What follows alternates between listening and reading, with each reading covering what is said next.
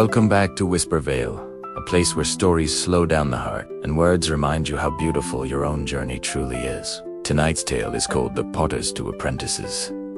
It is a story about learning to stop comparing yourself to others and beginning to see the quiet magic in your own hands. In a sunlit village surrounded by hills and rivers, there lived an old potter named Elder Howe.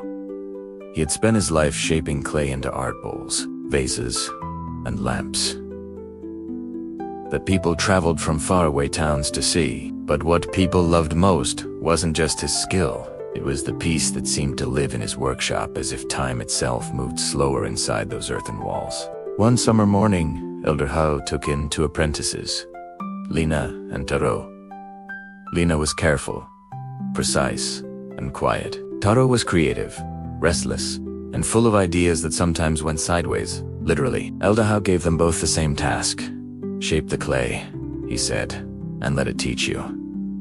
At first, both of them worked with joy. Lena shaped perfect, even vases that looked like they could hold sunlight. Taro made bold, uneven pieces that seemed to dance when the firelight touched them. But soon, the seed of comparison began to grow. Lena would see people gather around Taro's colorful pots and feel a sting of envy. Everyone loves his art more than mine, she thought. Maybe my work is too simple. Meanwhile, Taro watched Elder Howe gently praise Lena's smooth designs. Her vases never crack, he thought bitterly. Maybe I'm not careful enough. Both began working longer hours, not for joy, but to outshine the other. The laughter faded from their workshop. Their hands grew tense. Their clay began to crack.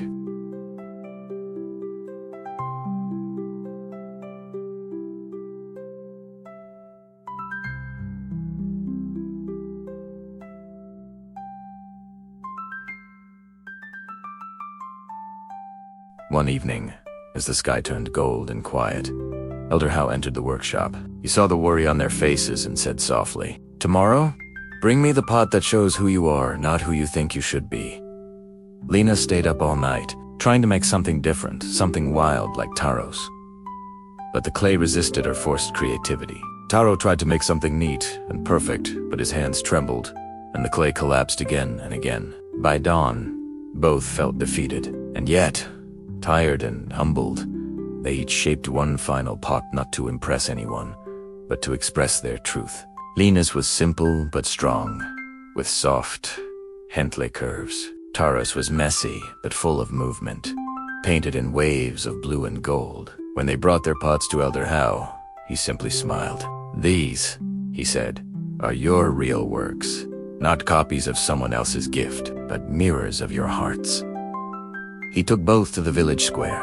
Lena's pot was bought by a young couple who said it made them feel peaceful. Taro's was chosen by an artist who said it made him feel alive. Both sold at the same moment. When they returned home, Elder Howe looked at them and said quietly, "Clay doesn't envy another shape. It simply becomes what it is meant. To be you must do the same. The moment you compare, you stop creating." That night, the two apprentices sat together under the moonlight, their hands still dusted with clay. Lena smiled first. "Your pots," she said. "They make me feel like dancing." Taro chuckled softly. "And yours, they make me breathe slower." They both laughed. For the first time in weeks, it wasn't forced. From then on, Lena worked with calm devotion, and Taro with fearless curiosity. Their pieces were different, always had been, but somehow they belonged together. People began calling their creations the Harmony Collection. Years later, when Elder Howe grew too old to work, he passed his workshop to both of them, not as master and student, but as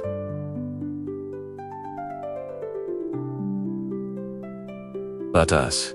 Life isn't a race. You can't compare a sunrise to a river or a song to a sculpture.